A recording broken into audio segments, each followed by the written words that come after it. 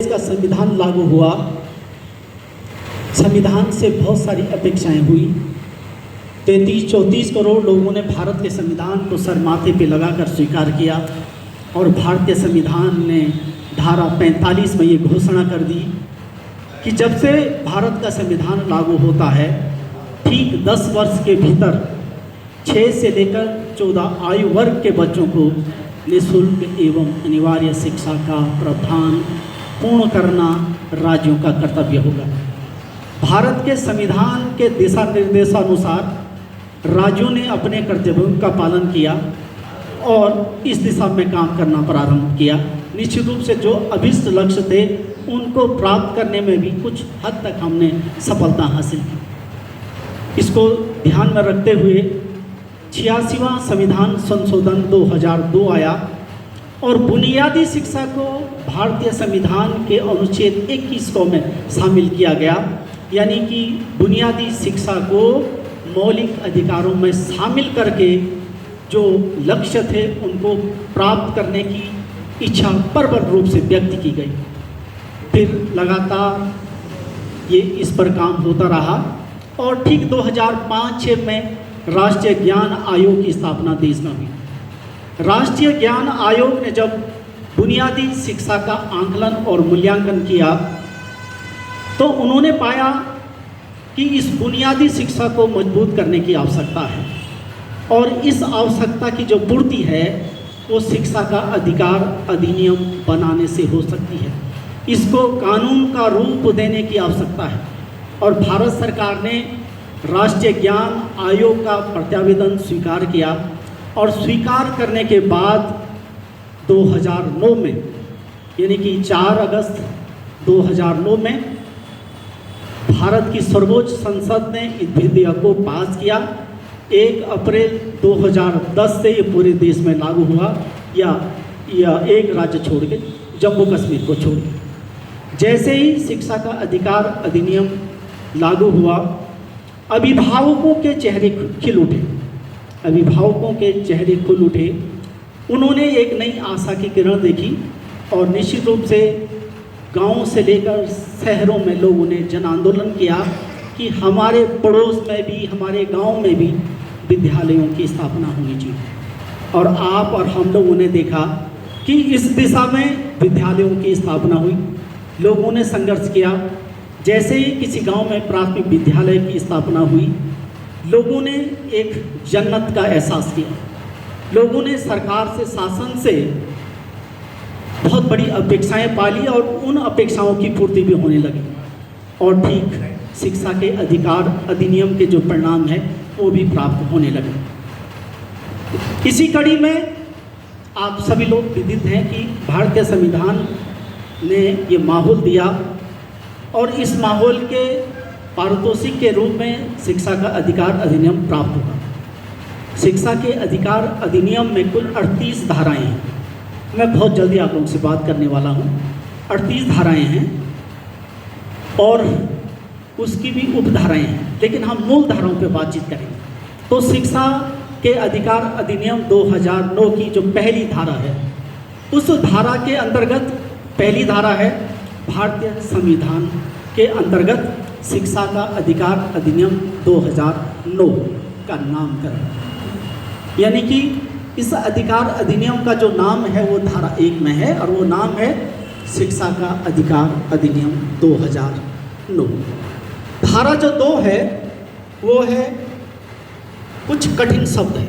शिक्षा के अधिकार अधिनियम के संबंध में कुछ कठिन शब्द है, उनका परिभाषीकरण, उनसे संबंधित परिभाषाएं वो शिक्षा के अधिकार अधिनियम की धारा 2 में।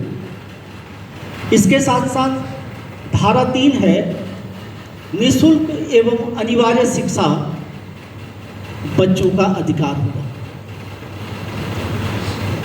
आप और हमसे कई बार पूछा जाता है कि निःशुल्क एवं अनिवार्य शिक्षा किस धारा के अंतर्गत है, तो ये शिक्षा के अधिकार अधिनियम की धारा 3 में इसको अंगीकृत किया गया है। यानी कि 6 से लेकर 14 आयु वर्ग के बच्चों को जो निःशुल्क एवं अनिवार्य शिक्षा प्रदान की जाती है वो धारा 3 में वर्णित किया गया है। धारा 4 ये जो नौजवान हमारे बच्चे बैठे हुए हैं, तुम लोग इत्तेफाक रखते हैं धारा 4 के संबंध में। कई बार तुम लोगों से बातचीत हुई है और तुम लोगों ने प्रतिभाग भी अच्छा किया।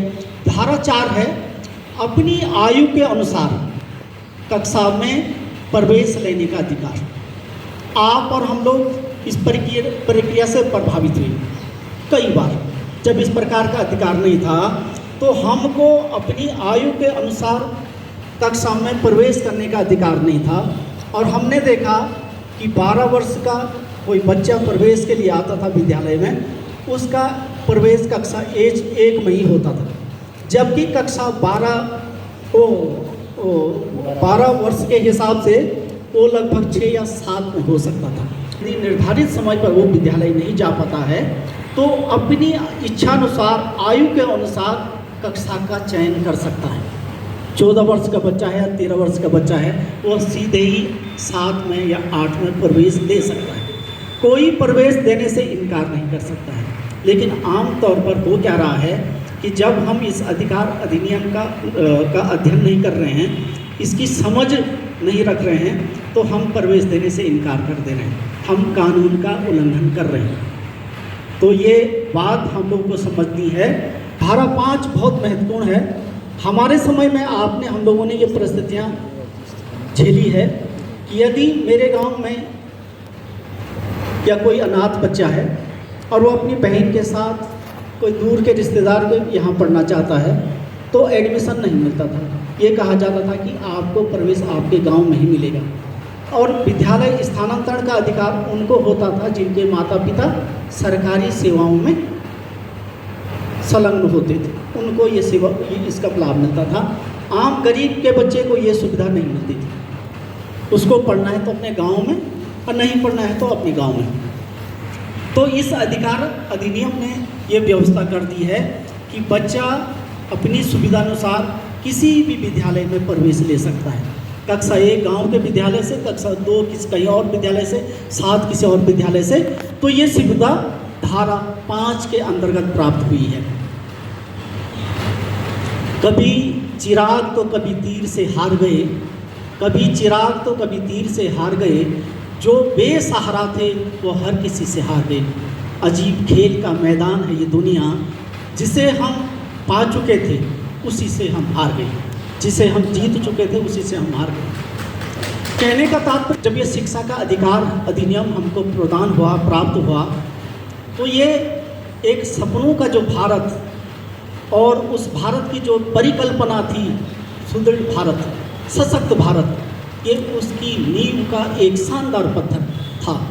आज थोड़ा परिस्थितियाँ बदल गई है, लेकिन बच्चा इच्छानुसार कक्षा का चयन कर सकता है, इच्छानुसार विद्यालय का चयन कर सकता है और आयु के अनुसार प्रवेश ले सकता है। अगर इनका पालन किया जाए तो भारत और जो पाकिस्तान की हम लगातार बात कर रहे हैं, भारत पाक, तो बहुत जल्द हम भारत और चाइना, भारत और रूस, हम पाकिस्तान को अपना समकक्ष क्यों माने? हम पाकिस्तान की बात क्यों करें? हम चाइना से लड़ेंगे ना। और अधिनियम का अनुपालन होगा और हम सब लोग अपने कर्तव्यों का पालन करेंगे।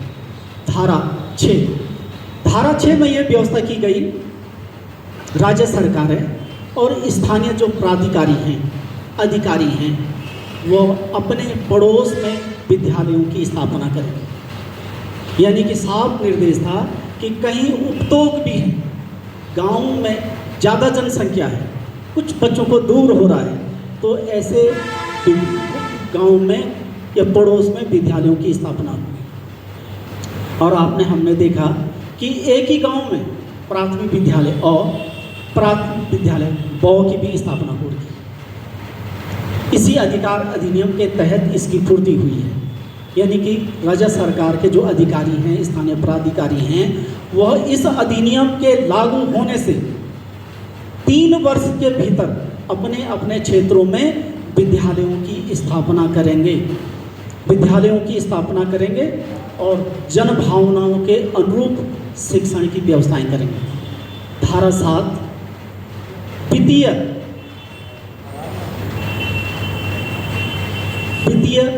व्यवस्थाओं में समर्थन, यानी कि केंद्र सरकार इस अधिनियम को साकार करने के लिए राज्य सरकारों को वित्तीय सहायता प्रदान करेगी और वो जो वित्तीय सहायता प्राप्त होगी वो प्रबंधन समितियों के माध्यम से विद्यालय स्तर पर पहुंचनी चाहिए। तो जो वित्तीय प्रबंधन की जो व्यवस्था है, केंद्र सरकार और राज्य सरकार और स्थानीय जो प्राधिकारी हैं और हमारे हेड मास्टर हैं, उनकी इसमें बड़ी भूमिका है। धारा 8 में यह स्पष्ट किया गया है कि जो हमारे स्थानीय जो प्राधिकारी हैं वह विद्यालयों की स्थापना में अपना सहयोग के साथ साथ किसी भी शोषित और वंचित बच्चे के साथ भेदभाव न हो, इसकी निगरानी करेंगे। शिक्षकों की व्यवस्था, शिक्षण सामग्री की व्यवस्था, शिक्षकों का प्रशिक्षण सुनिश्चित करेगी। संभवतः इसी के तहत यहाँ पर हम लोगों के प्रशिक्षण हो रहे हैं। तो निश्चित रूप से हम भाग्यशाली हैं कि शिक्षा के अधिकार अधिनियम में हमारे प्रशिक्षणों को भी स्थान मिला है और इन प्रशिक्षणों के माध्यम से हम ये अपेक्षा कर रहे हैं कि गुणवत्ता शिक्षा का जो संकल्प है वो पूरा हो रहा है। धारा 9 में स्थानीय जो प्राधिकारी हैं, हमारे अधिकारी हैं, अधिकारी बच्चों का अभिलेखीकरण करेंगे, अपने अपने क्षेत्रों में अभिलेखीकरण करेंगे, बच्चों का प्रवेश सुनिश्चित करेंगे और जो शैक्षिक कैलेंडर है उसको तैयार करेंगे। तो निश्चित रूप से इस दिशा में हम सब लोग काम करते हैं। और धारा 10 है कि प्रत्येक अभिभावक अपने पाल्य और प्रतिपाल्यों को निश्चित रूप से विद्यालय भेजेंगे।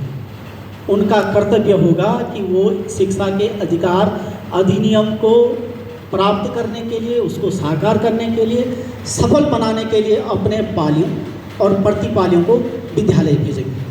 तो जो अभिभावक विश्वास के साथ अपने पालियों को हमारे पास भेज रहे हैं, मैं व्यक्तिगत रूप से उनका सम्मान करता हूं, उनका आदर करता हूं, उनका ऋणी। उनके संबंध में मैंने देखा कि कभी खुशी से उन्होंने खुशी की तरफ नहीं देखा, तुम्हारे बाद उन्होंने किसी और की तरफ नहीं देखा, यह सोच कर कि हमारा तुम्हारा इंतज़ार लाजिम है, इसलिए तमाम उम्र उन्होंने घड़ी की तरफ नहीं देखा। आप देखते होंगे अविश्वास पैदा हो रहा है, कहीं ना कहीं हमारे खिलाफ अविश्वास हो रहा है, क्योंकि हम लोग चर्चा ही ऐसा करते हैं। गाड़ी में बैठ